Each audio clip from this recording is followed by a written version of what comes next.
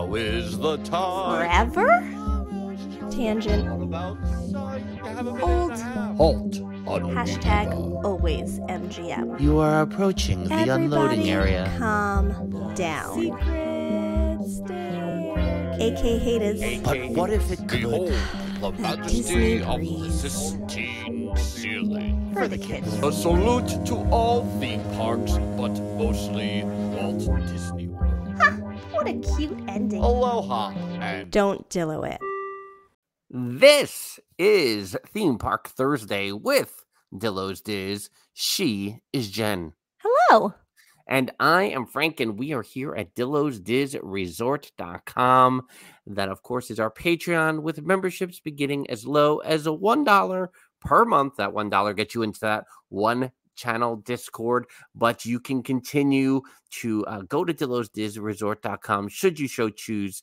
Click on that join for free and participate in hashtag Dillo's Madness.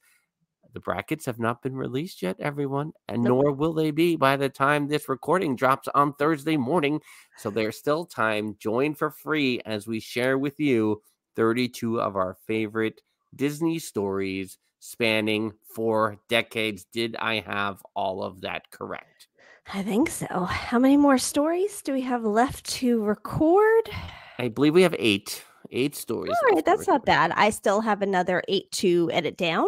So if you click that join for free, we've been recording our stories, and then we kind of break them out into little, so you could just click on the specific story. So when you see the bracket, you can go back into the resort, all guests, including join for free guests, because it's Dillo's Madness. So you can go, what is the unlucky penny? And you can go and you find the story and you click on it and you can hear us tell the story. So we're putting all of those into the resort.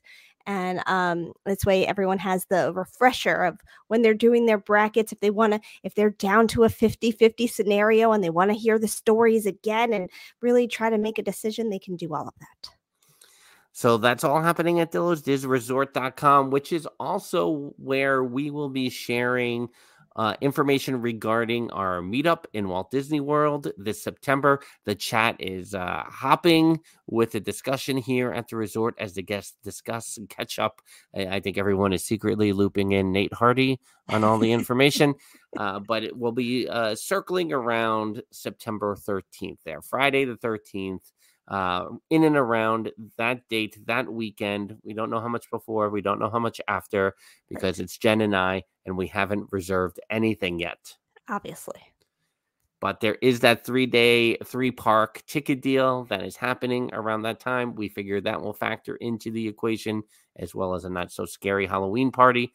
That's all we're saying. Everything else will be at DillosDizResort.com. Yes. Check it out. Jen was doing some research, and she said, I have questions to ask you at the top of this podcast before we get to a main topic or subject, and we have one. So, Jen, I'm going to pass the baton over to you.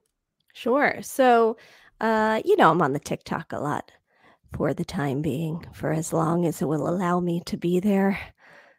Da, da, da, da, da. Anyway, and also in the chat, we have our friend Jeffers. Jeffers and I like to exchange many TikToks throughout the day.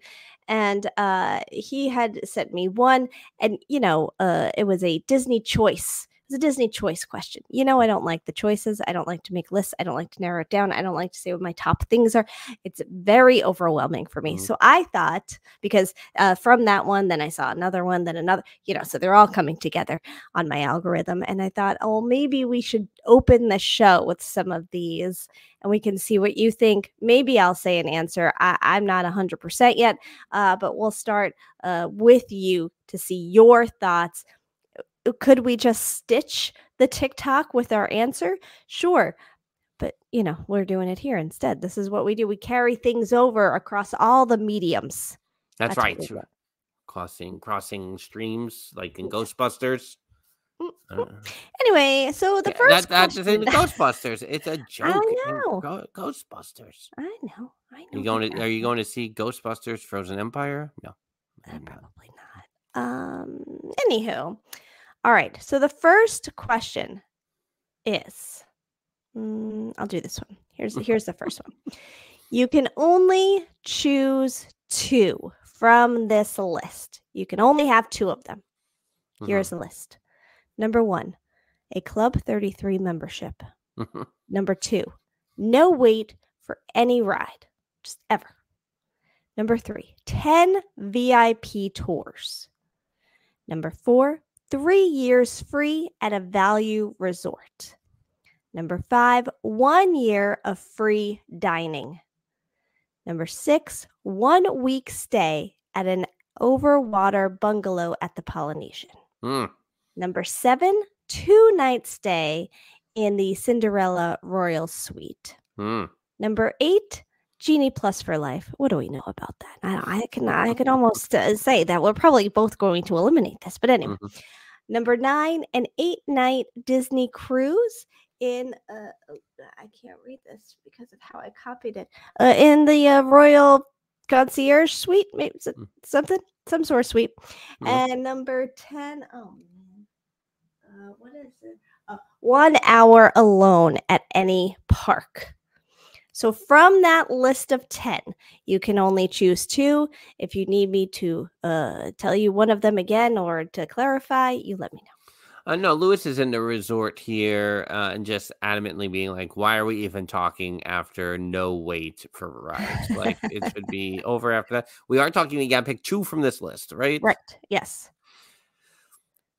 Nate is saying the Club 33 membership for him. Also, I would like to say this comes from Emily Grissom on TikTok. This was not our list. This was hers. Oh, well, it's fascinating, Emily, because there's some things here. I'm going to talk to Emily directly. Is that sure? Okay? Yeah. Sure. So, Emily, this is a fascinating list because I feel like there's some things you can easily eliminate because of it's us or me or whatever. Yeah. But I could see why they would be appealing to other people, such as, the dining, the free dining. Is that how it's stated? Free dining. Like, to me, I would eliminate that because I can pick and choose. Even 1 year of it, not even 1 year of free dining. 1 year. No, it's fine. If you're going to say lifetime free dining, you know what? I would probably still eliminate it. Yeah, you know what? Same. If I can also say, Nate was asking for clarification on the Poly. It is a 1 week stay at an overwater bungalow at the Polynesian. I mean, we should come back around to that one, but I think that. No wait in lines. I mean, how are we turning that down? Should that be an easy number 1? And really, we're just talking about the second one. What do you feel about that one? I mean, probably sweating, probably, but it's hard for me to make decisions. But yeah, that makes sense. Yeah. So the being alone in a theme park for an hour, it's not enough time. I've been in the theme park, rides or no rides we're not qualifying that, I've been in #AlwaysMGM in the middle of the night with nobody around really. And it's pretty cool, but I don't need to do that either. Because sometimes it's a little too quiet and therefore it gets really creepy. I got the tingles and I gotta go. Okay, so I would say right now things still on the table. Club 33, the bungalow for a week at the Poly. What other ones are standing out to you, Jen, that you would put in this mix?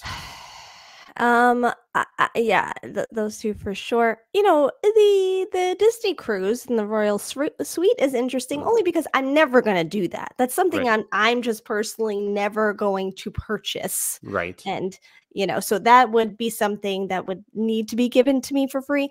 The 10 VIP tours is also interesting. Just because you would probably, but if I have the no wait on any ride line, then I don't really need the VIP tours. But I know you could see backstage and all that, but maybe being a little bit in the cast member life, it's not standing out to me as much, although there are still some backstage tours that do intrigue me. And the Cinderella's castle stay for 2 nights. Maybe. I mean, another thing I wouldn't do on my own, 3 years free at a value resort. I mean, that's nice too, because you're kind of just guaranteed a place to stay for 3 years. Right. So so I almost grouped those together. The cruise concierge suite, the bungalows, the Cinderella Castle situation, and the Valley Resort. Like those four together seem to be like pick one of these four. One of these four, right? Yeah. That's what I want to say. Okay. Yeah. So then what that leaves, right? Dining is out. What else is there? Dining is out. The Genie hour. Plus. The Genie Plus is out. Yeah. The hour alone is out. Mm-hmm. The are you do you still have Club 33 in? Yeah, I have Club 33 and as its own separate thing. Yeah. I mean, and the dining out. However, Lewis did say, if you could just for the rest of your natural life grab any food you want. However, it does specify just 1 year of free dining. Now, if you could tell me for my whole life, if I could just walk up to Ohana, yeah, maybe, I don't know, but still, I don't know, because some of these other things I would just never do. So that's the. Well, here's the thing about Club 33, right? As much as the exclusivity is appealing, and maybe having that lifetime thing, right? It's lifetime Club 33, or right? Yes. Once you hit all the Club 33s, do you feel like you need to go? Like that would be the question I would have. Right. And with the membership you get the food? I don't know all the Club 33 rules, but there's something about the repeatability of Club 33 that I would draw into question.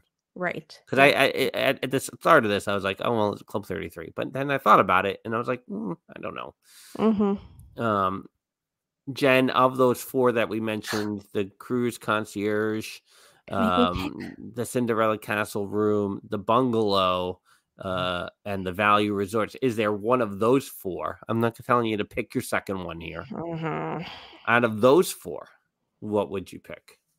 The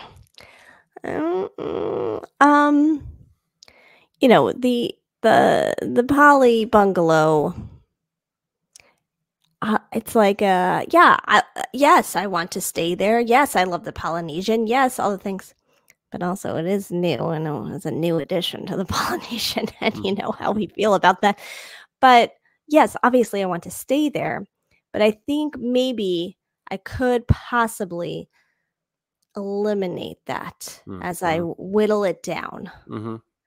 Because I do feel like, again, I'm probably not purchasing that room anytime soon, but I feel like it's attainable. It's like, I'm not doing it anytime soon, but it's not like out of the question ever.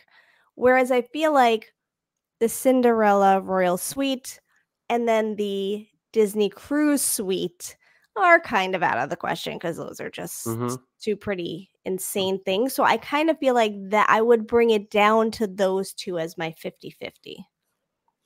Right. I mean, I think I would pick, it would be down to, because, I'm not, as much as I go on cruises, I'm not going to willingly pick the thing that's a cruise due to I don't know what level of drugs I will be on with the seasickness.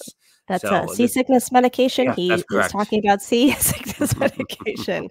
What level? Yes. Yes. Nate Hardy, I just want to, as you're deciphering your conclusion here, or your decision, I should say, he is saying that Club 33, you would always have a place to chill, no matter the crowds. Would like to stroll into Brown Derby and hit that elevator button to go to the club.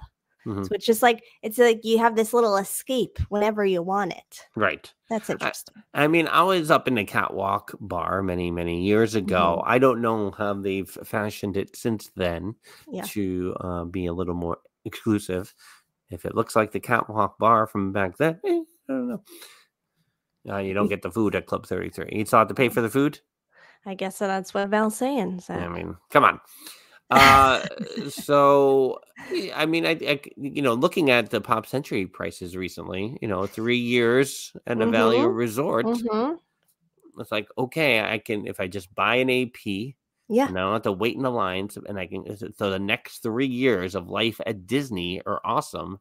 Yeah. Because I have a room guaranteed and, annual passes with no lines to wait. I'm thinking I might pick those two. Mm. I mean, that would be a good one. It's kind of like having back in the day, JetBlue used to do an all-you-can jet pass. It's kind of like that, you know. You got that value stay. I mean, that's a good one. I mean, it's a good one. When did I eliminate that one? How did I do that? Jeffers also making note. This is why he didn't get an answer from me. Exactly, Jeffers. This is why. I'm not taking your answer. I'm gonna be different. The bungalows are very appealing to me because I don't know if I'll ever do that in my life. Right. Well, and that's the thing. It's like that's not on a horizon anytime soon. But I also don't feel like it's so. Then it's over in a week instead of 3 years at a value resort. Am I going to take 3 years at a value resort or a week on the bungalows? I'm going to take the 3 weeks at a value resort. Right. Aren't I? I think so. Yeah. So it doesn't sound like the sexy answer, but 3 years at the value resort. Listen, I think here's the thing.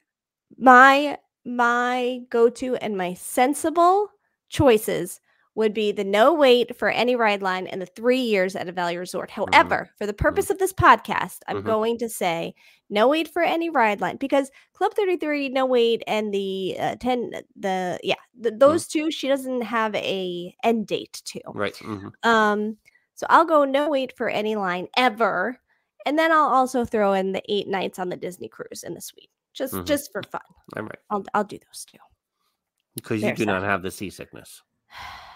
I do not have the sea yet. I mean, every year I'm every other kind of motion sickness. I can't handle anything. It's a small world. You struggle. No, I literally one day woke up and was so dizzy from waking up I couldn't even lift my head off the pillow. But a Disney cruise for 8 nights, sure, why not? Why not? All right. So 20 minutes in, we gotta move on. I got 2 other things. Just as a side note, I don't do well though when we're at the pool and the boat's moving too much and I can see the water swooshing.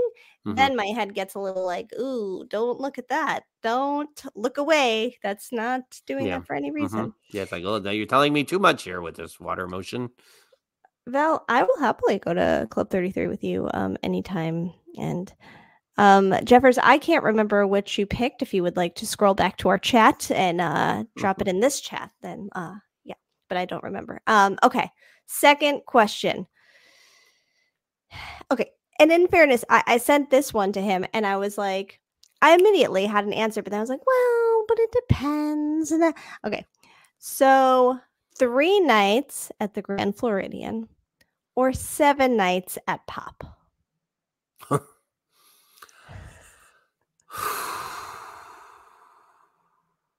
I mean, so I think you stayed at Grand Floridian 3 times, correct? Because then you were on there for a business situation. Correct. Listen, 1 out of the 3 times.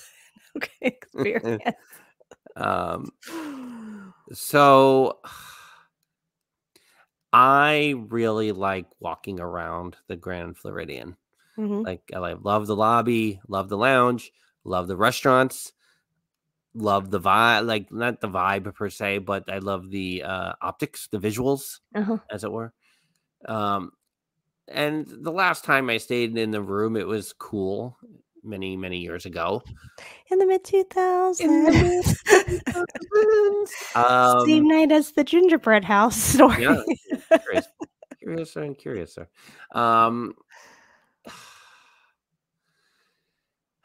Here's the thing about Pop. The meetup definitely enhanced my thoughts about Pop. And I don't mind the Skyliner, contrary to what we often talk about here on the podcast. So again, if I am accepting 3 years at a value resort as one of my 2, I think I have no alternative but to stay consistent here and say I would take 7 days at a value resort over 3 days at Grand Flow. Right. That was my initial reaction. My initial reaction was like, oh, well, 7 days. It's a longer trip. I can just stay there for the week. That's lovely. And then I was like, oh, but like, I'm not really gonna stay at Grand Flow much. And what if I could get like 3 days around Christmas time, and I can monorail hop, and then I can go and stay in the fancy room. Maybe have a good experience. I don't know. So, but again, sensible me would go, no, 7 nights in Pop.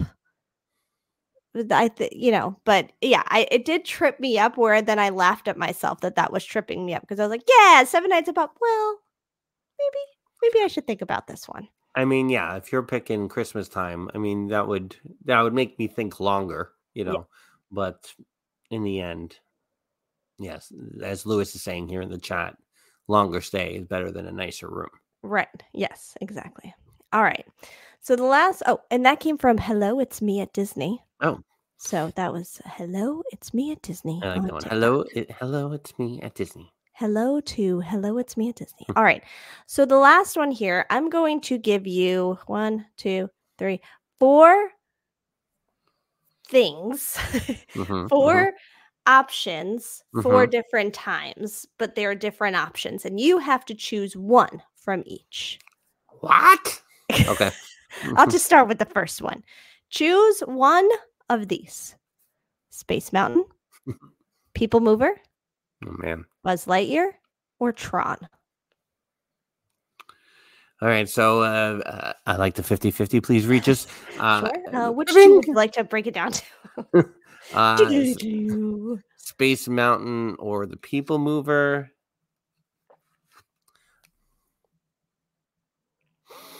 Gosh, I would go Space Mountain. Yeah.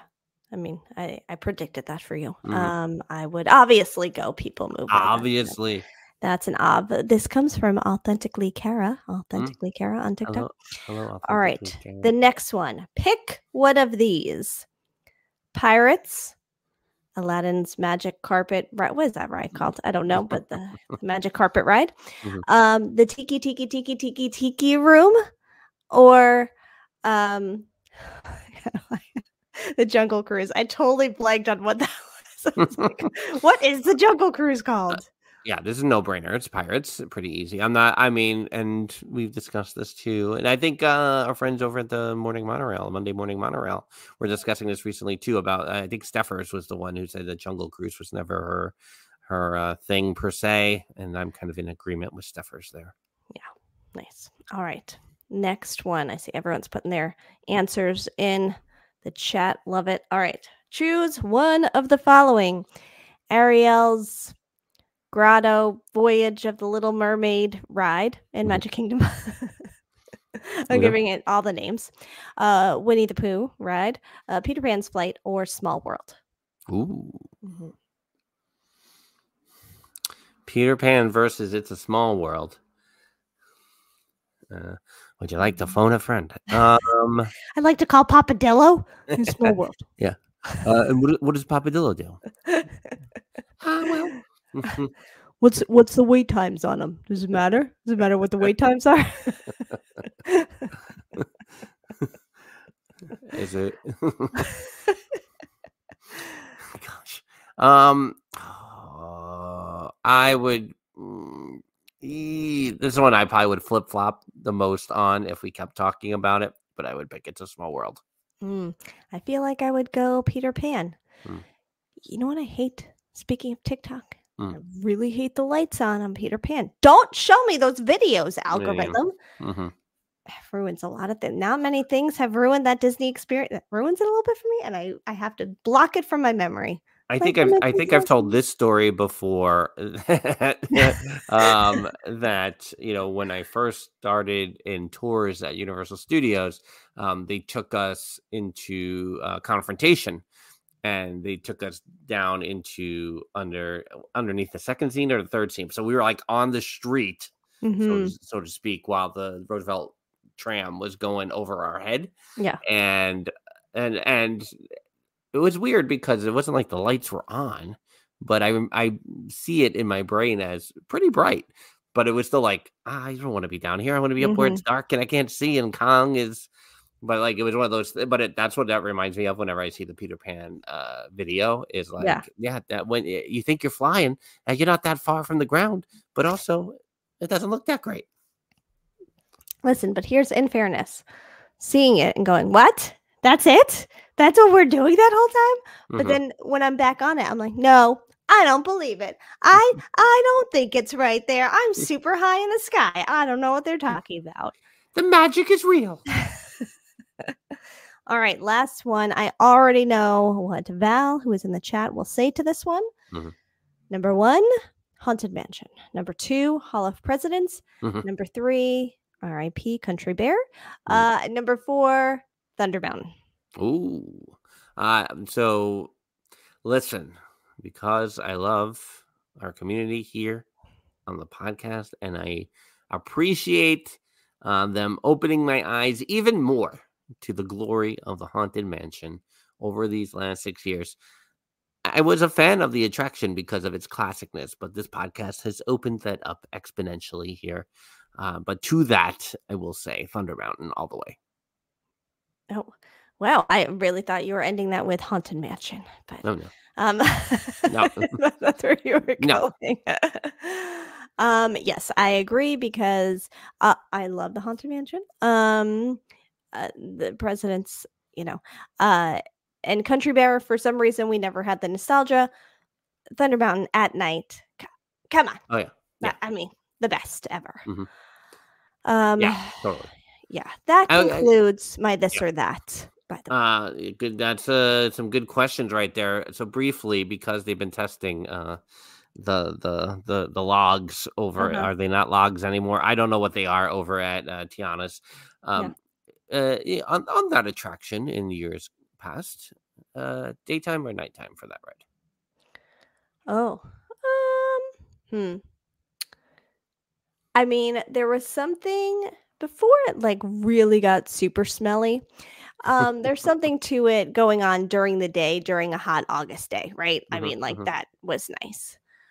But when me and the 9-year-old went on it in 2021, it was like 10 o'clock at night. So now, that's holding a little something for me. But, again, my eyes are closed going down. So what do I know of what it looks like all around me? I don't know much until I get to the bottom there. So it's all the same to me. And I think more often than not, our initial rides on Splash Mountain were in the evening, like in between Spectral Magic showings, probably, or something like that. So there is a little more of the night to me, but I'm curious in the Tiana version if daytime and nighttime will give different feels to it. Interesting. Da, da, da, da, da, Look at that. Right on the 30-minute mark. We did it. Boom. Stuck the landing. We are here this week because over the weekend, Frank, saw this show on the Broadway. That it would be Disney's Aladdin, which was Mama and Papa DIllo's gift for the 8-year-old for her birthday this year. And this was the first time I had seen the Broadway production since Jen, Mr. DIllo, and Mrs. DIllo all went to previews of Disney's Aladdin in, I believe it was early March of 2014, as it opened officially at the New Amsterdam Theater on March 20th, 2014, which means it celebrated its 10th anniversary officially last Wednesday, if this is Theme Park Thursday, the 28th. I remember it. Maybe some of my feelings about it was because I was going into my last trimester of pregnancy. Maybe that contributed, but I recall our feelings as all 4 of us left that theater. Here's the thing. I believe, if I recall, this was a Christmas gift to you and Mr. DIllo. Does that seem accurate? Do we recall? Could be accurate. That sounds either right. that or birthday presents, maybe Something. for each of you. Maybe. So I will also say, Jen, and you can perhaps elaborate on this, that did we not DIllo our expectations for this production? This is the same theater that Mary Poppins was in? And The Lion King before that. Okay. So I think, and I did not see Mary Poppins, but I knew what was capable in that theater. And I think that had been in the back of my head going into it. And therefore, along with many things, there was some disappointment that I witnessed during the show that I was like, this is, oh, okay. But I'm sure like we didn't have super high expectations or expect a certain thing. But I think for one magic carpet scene, I was hoping for a little bit more. But that's not overall, that's not, I don't think, what made us feel the way we all did when we left the theater. I mean, I don't know how deep we're going to go into that, but No. yeah, just to touch on it real quick with Mary Poppins and Lion King before it, this theater got renovated, the New Amsterdam Theater, in preparation for Lion King in the 90s. I mean, this theater was on 42nd Street. Not only Times Square, but 42nd Street itself got heavily renovated. Like everything was turned over, so to speak, and brushed up and sparkled up and all the things. It looked wonderful in the mid 90s. And part of that was that The Lion King was coming to the New Amsterdam Theater. So to me, you saw it maybe a year after, that is The Lion King, a year after it opened, somewhere in there in that first year. I did not see it for 6 years after it opened. To me, The Lion King was like made for that theater. Inside that theater, it was perfection. So when Mary Poppins came in the mid 2000s, and no wonder I didn't see it. and The Lion King moved over to where it is now at the Minskoff Theater. Mary Poppins was cool. The one effect at the end there, I mean, no spoilers, no one's going to see it in a New Amsterdam Theater, but she flies off the stage and goes up over everyone's head in the audience and behind the balcony. Yes. Or I don't know where she landed. I never watched any. I don't want the magic ruined. I'm not going to go watch it. I don't want to know where Tinkerbell lands, even though I do. Same thing. Valid. So that was, cool, and there was a couple other cool things in there too. I'm not here to talk about supercalifragilisticexpialidocious in that production. I don't know what that music arrangement was. I'm sure it's something that someone will be able to justify, and I'll be like, okay, fine. It's just hashtag not my supercalifragilisticexpialidocious. Sure. So I want you to hashtag that later. So, and then separately to that, just to say as an offshoot, like Beauty and the Beast was no doubt that was going to be a great Broadway show. It wasn't in New Amsterdam. It was uptown a little bit more, a couple blocks up. And so Beauty and the Beast was always going to be Beauty and the Beast. Tarzan had a nice little run elsewhere on Broadway. Okay. The Little Mermaid, they botched horribly in the mid 2000s. So, I had an amazing cast. Go look up the cast of The Little Mermaid when it opened on Broadway, and you'd be like, I mean, if you know Broadway, you'll be like, whoa, everybody in this was great. So there was a lot going on. Yeah. As we're leading up to Aladdin making its Broadway debut in 2014. I don't know if we DIlloed our expectations, because I hold Aladdin in very, very high regard. And if we're ever going to do another DIllo top 5, it might be like Disney Renaissance movies and just our rankings on those, because I think they'll be a little different, and I would have to debate heavily where Aladdin and Beauty and the Beast fall for me. And because I watch, the 8-year-old is so into the live action Aladdin, so into it. So, even on Saturday morning, I was like, let's watch the animated. And she was like, I want to watch And I was like, we watch the live action all the time. Just put on the animated. So we like start the animated, and 5 minutes in, she's bored. I'm like, just put it on. Just put on a whatever live you action. want. Fine.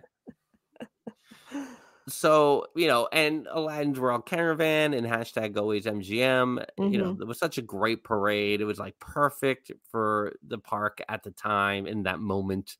Yeah. And, again, kind of pointing at, think about the studios during that time where you got the Little Mermaid show after Little Mermaid came out. You got the Beauty and the Beast stage show that's still there today. You Mhm. got Aladdin's Royal Caravan. You got you had a Pocahontas show. You had a Hunchback show that was amazing. Mhm. That whole Renaissance period, and you just put it up against shows at #AlwaysMGM, like Yep. amazing. I'm not going to talk about the Hercules parade, perhaps another time. All this to say, when we went to see Aladdin on Broadway in 2014, during previews before its official opening, we were disappointed. Mhm. Is that a fair word? That's fair. Yep. We being the theater critics we were, yeah, we just didn't see it going the distance. Oh, see what I did there? And maybe that was because we knew what happened with Little Mermaid, and we were like, some of these shows make it, and some of these don't, and we fear this might be in the it won't make it. Were we wrong? 10 years later. Definitely wrong 10 years later. Yeah. Now, here's just like I don't know how much we're gonna talk about the main thing. Mhm. But the music is great, right? Yeah. And so Friend Like Me, One Jump is actually a great number in One Jump Ahead is great. In it, Whole New World, we can talk a little bit about the flying carpet at some point as it relates to what I saw this past weekend. Mm. My big beef, and again, this goes back to the Royal Caravan at #AlwaysMGM. Prince Ali opens up Act 2, and it doesn't have the punch. It didn't have Mhm. the punch. I'm not gonna say it didn't. It's its own thing. Again, it's a music arrangement thing. Yeah. Where if you think about the animated version, or you even think of the live action version, it is brassy. It is Mhm. where here it's a little. They take their time with it. Yeah. And as much as I was, still I'm a theater critic, but more so than a little, Mhm. 10 years ago, a little bit closer to the MFA in dramaturgy time. Mhm. Uh, you know, what I see now, what I saw over the weekend was more of a throwback to these kind of, I'm not going to call them Busby Berkeley shows, but they're not movies, is kind of a throwback to an older style musical. Mhm. And like whether it's a film musical or just how stage musicals were back then, it seems more of an older time. Like if you think about old Arabian Nights kind of movies and things like that, it fits more that style. Mhm. And then and then it's not going to be post-show chat. We're going to talk about that here. I see you in the comments. That because the Prince Ali came across very disappointing, and so that was really a big sucker punch to me, Yeah. as much as the thing that came before intermission. So this time around, and I'll get to my one big beef this time around. I enjoyed the show as a whole Mhm. more. Yeah. Again, when you're with an 8-year-old who is Yeah. loving it, Right. it makes a big difference. Yeah.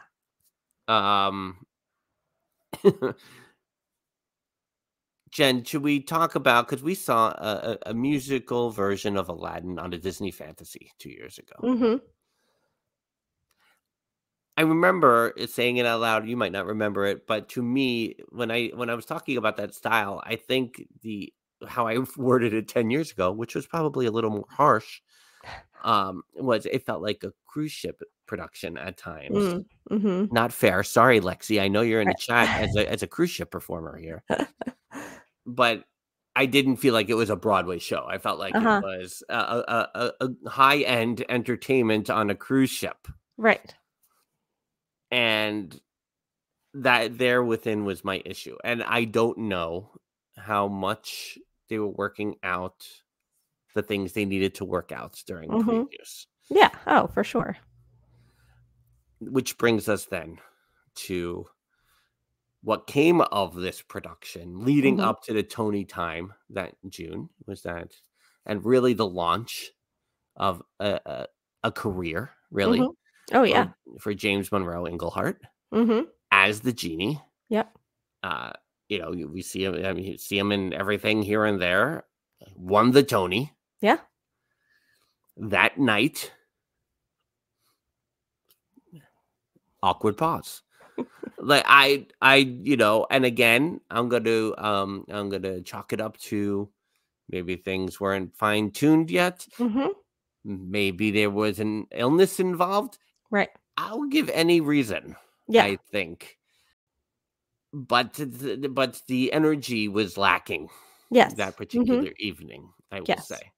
Yeah. And so therefore, when you know, you're expecting the punch with the genie and it doesn't happen on the night that you're seeing it, it really then impacts the experience as a whole. Yes. No, for sure. And I think that's probably, if we didn't DIllo any expectations, I think for me, it would have been, I wanted a flying carpet over the audience. I wanted that. But I think the other one was seeing Friend Like Me on stage. And I think that is probably a big moment that I was waiting for, going, oh, this will be awesome. This is gonna be so cool live.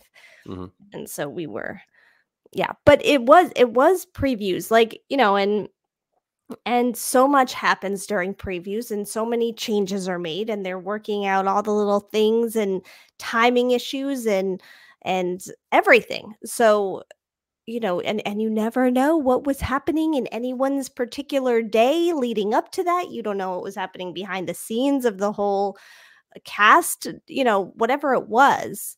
But we left feeling a little like, interesting.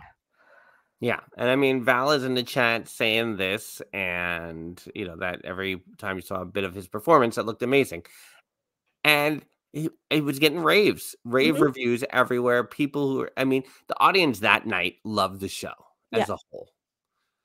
I just think our expectations weren't met. I mean, it is the 10th highest grossing Broadway production of all time, $500 million as of August 2022.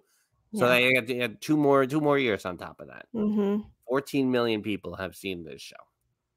Crazy. So there, I mean, when I'm wrong, I say I'm wrong. But yeah, and it could have just been an off night, but let's just say we were cranky about it, Jen and I both, for a long time. Yeah. So then this past weekend, you're seeing a different performer. You're seeing all different performers. No one is there from the beginning. So, I mean, and obviously you now have an 8-year-old and looking through her eyes as well. But the specific performances, did you feel the energy? Did you feel a difference? What did you think? Well, you know, the other thing I'll say is I was more center in the audience than we were then, where we were all the way to the right. Yeah, I recall. So I also, in terms of the staging and how it looks, you know, I think, and Mrs. DIllo also acknowledged, like, there were some updates, you know, in 10 years. So some things were definitely improved upon, including the magic carpet scene. Yeah. Do they go over the audience? No, it didn't go over the audience, but it was moving way better. Yeah. And more so, I would say, than when we saw it during previews, where I don't know what was happening that night. I don't know what was happening. So again, chalk it up to them figuring out the check during previews. Yeah. So that was good. And the performances were good. We should have the names out here as I pull up the program. You know, what's funny is that Adam Jacobs, who I think was the original Aladdin on Broadway, I had just seen him earlier that week in The Who's Tommy on Broadway. funny. which as the father, which was pretty funny. So the genie, Michael James Scott, I don't know, three names to be the genie in Aladdin. I don't know. Yeah. Was a genie, and here's the thing about the genie. Again, I think there's production costume stuff in as well. I think in general, I just why are you a cloud of smoke floating over this audience? Like, I don't know what I don't know what I want from the genie. I think that's my own, too much resistance working very closely with the genie. And just Robin Williams in general, that I think it's very hard, and I'm going to say it. This might be a hot take, but I like Will Smith in that live action version of Aladdin. Like, I don't have a problem. Yeah. I think the little romance he has in there is like the best thing in the movie. So hot take from me right there. And Jasmine, Sonia Balsara, I thought was very good. Like, if I had, I would say she was my favorite of the leads. Jafar was good. Dennis Stowe played Jafar in the original that we saw 10 years ago. It was Jonathan Freeman who was the original voice of Jafar. And so just seeing that was just seeing him do the Prince Ali reprise was like reprise or reprise was worth the price of admission for me, was to hear him sing that live at the time. So that was and Jafar's vocals are very underrated in my opinion, and I love Jafar, and I love Judge Claude Frollo from Hunchback of Notre Dame.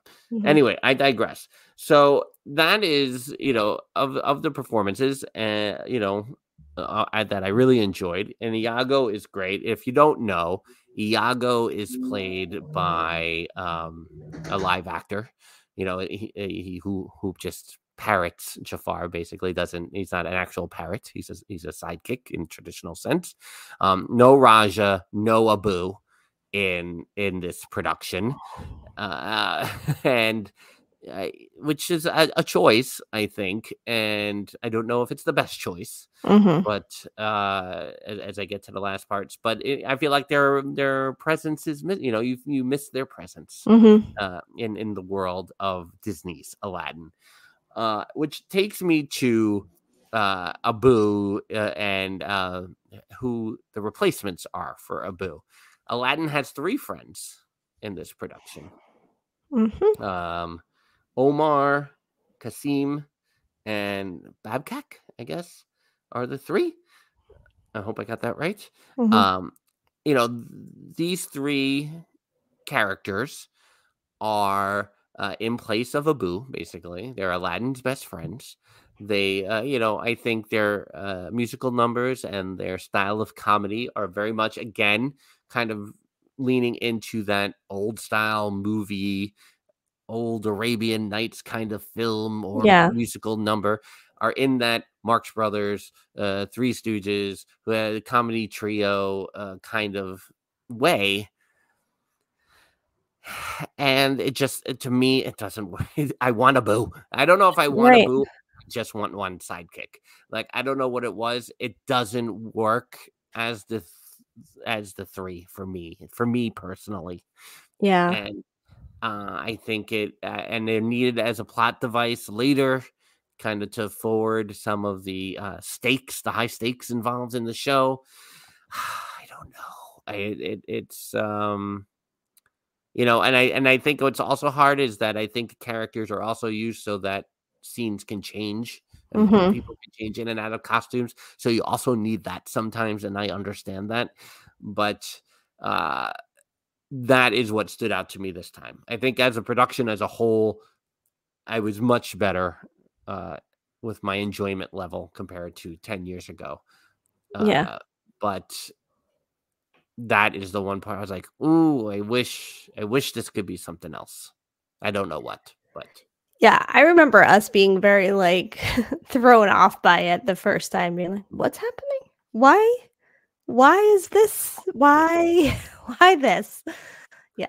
And yeah, why this? But it's also like, I think in early drafts of whatever music and or scenes were written, these Mhm. characters were involved. I believe that's the case. Mm. So without doing any research on this podcast episode today, Obviously. so I could see it from that point too. Like "Proud of Your Boy" is in the show, which was Mhm. an early song that was written for the movie. So you could see them also leaning into the origins and, Mhm. when it was a bigger thing, and Yeah. they condensed it for the animated film. And again, the audience loved it. Yeah. The only other thing I will mention is it's very interesting where Harry Potter and the Cursed Child, which we saw in February, when you exit, you could just go through this whole merchandise shop, and it's very narrow, but it's still Mhm. like a shop. Here with Aladdin, because of how the New Amsterdam Theater is, there's really only a couple. Like you can do a kiosk here and a small counter here. I feel like they're missing out on, especially in this day and age, of having a QR code in your program to get Mm. your merch early and pick it up Mhm. on your way out or Oh, something yeah. like that. I feel like they're missing a lot of business, but that would be my the other thing I really noticed Yeah. about this No, time yeah, around. that's a good point. And especially it being, tied to Disney. You want the merch at the end of the attraction. You Right. got to keep that going. Yeah, and that's the full experience, and that's it's the time of year where Broadway Cares does the red bucket donations that they carry at the end of each performance, and often they have like merch available too. That's how they get some bigger donations, a signed program or a signed poster, and things like that. So I feel like shows like Aladdin or Lion King or Harry Potter, they do very well with the posters or the programs and that are signed. But I feel like there also could be, just in general, more merch on Aladdin's side that then something like Broadway Cares could do something with. I feel like they're missing some things, but it's 10 years in, they're doing fine. They're the 10th highest grossing Broadway show of all time. They actually, after 10 years of doing as well as they're doing, they don't need our critiques or opinions or anything. Really, I think they're like, okay, sure, that's great for you to think We that. appreciate your input. No, Yeah. and I mean, I think really what it comes down to is we acknowledge that we were not correct in our Yeah. in feeling what the masses were feeling. And Lexi is correct in the chat here, saying the sparkly water bottle is pretty awesome that they have at the merch shop. Mm. I'm surprised it wasn't requested on our way out by a certain 8-year-old. I was gonna say, Yeah, yeah, but that is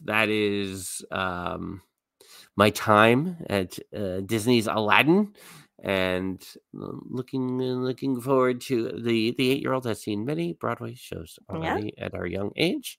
love it. But she was just recently cast as Spider in James and the Giant Peach, which Ooh, we'll be doing in June. So nice, that was her first choice, and she excellent. she's already calling her shots apparently. I love it. I'm gonna need those dates. Thank you. So thank you very much.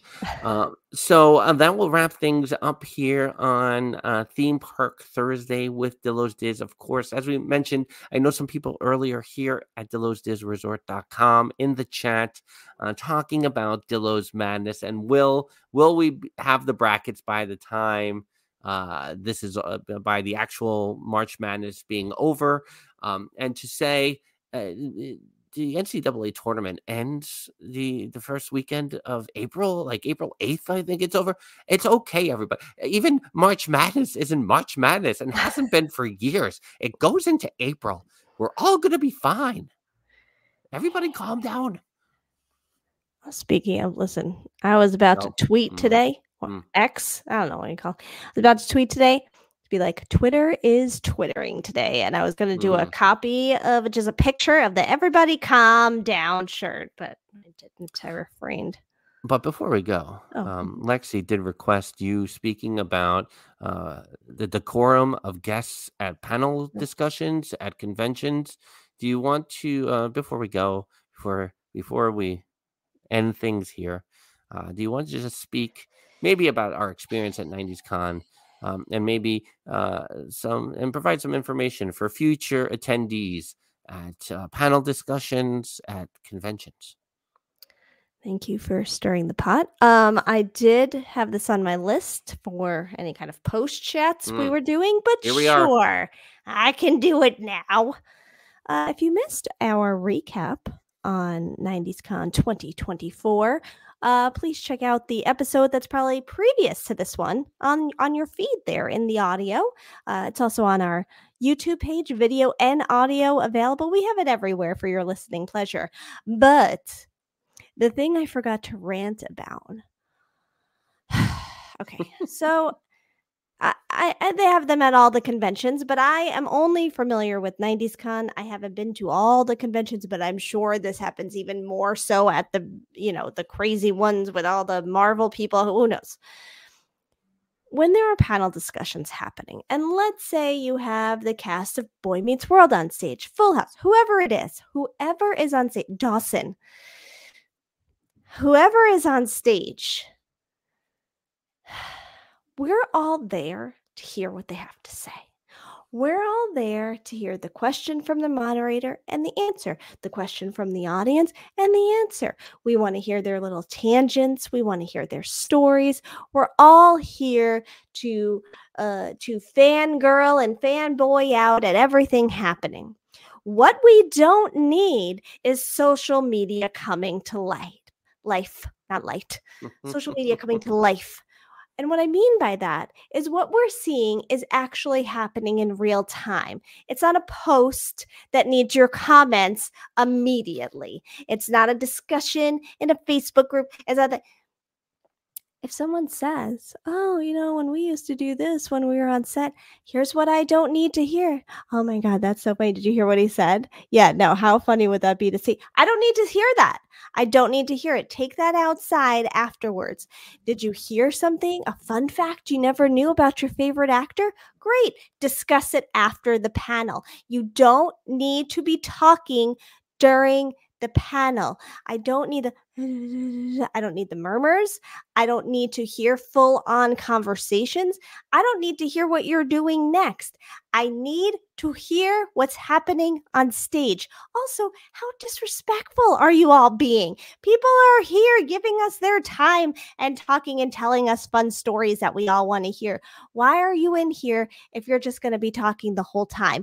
And if you're only interested in making comments throughout and you want to comment as if it's a live chat, then wait until you see the video posted later, and then you can have a whole conversation about it. There are many options, but if you're sitting in there and you're hearing people have a panel discussion, then please show the respect of remaining silent during the show. This also carries over to Broadway or a concert. Well, maybe not a concert because you're all singing, whatever. But, Broadway or anywhere else where people are on a stage, they are there for us to hear them. That's all. When I was at Harry Potter and the Sacred Child last month, behind us, every character that came on stage. Okay, so in the third movie, this character said to this character and did this, and then in the fourth movie, and I was like, first of all, you didn't read the books. I can tell.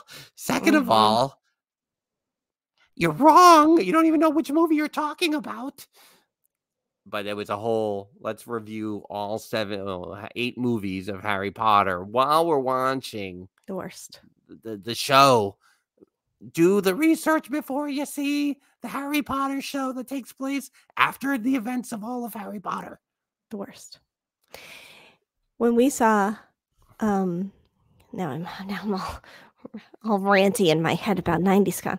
When we saw Book of Mormon in 2012. I don't know if you remember the story, and I'm not going to bore everyone with all the details, but there was like a couple right next to us, and the whole entire show. So Mr. Snidello had already seen it in previews. This was my first time seeing it. Luckily, he was the barrier in between us, but still pretty annoyed by this person just talking his ear off literally the entire show. And he was like, if this was my first time seeing it, I would be even more mad than I am right now. But do you know that I'm an ex-Mormon? Do you know, that's not right what they just said? That's not accurate. That was just going on and critiquing the entire thing in real time to him. We were like, you need to stop it. And then also insulting us. She was like, oh, how did you get these tickets? Oh, we bought them? Oh, did you use your parents' credit card? Excuse you? Who are you? Gross. We actually just got married the other day. And really, anyway, it was the worst. But that's people are on stage. Shh, zip it until after. Have your conversations after. Have a podcast if you want to talk about what you thought about something. Do not do it in real time. I would just like to add before we go that I always say James Monroe Englehart when his last name is Eigelhart. I've been saying it wrong for in my brain, I see I don't know what name I'm seeing, Ingalls. I don't know what it I see Little House on the Prairie name in my head rather than, so apologies. I had to look it up because I was like, I think I said it again. James Monroe Eigelhart. Mm-hmm. Played a genie, won the Tony for Disney's Aladdin on Broadway 10 years ago. Yes. You get a little disclaimer here at the end of the podcast. Until next time, she's Jen and I'm Frank. Bye-bye. This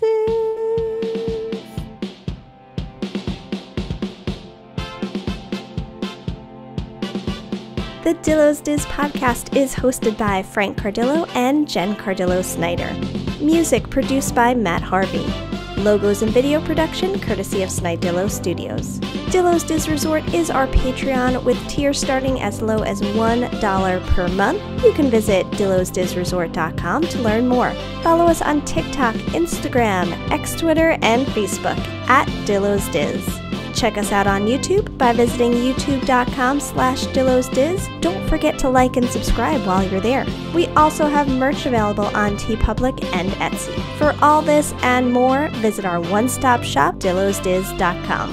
Dillo's Diz Podcast 2024.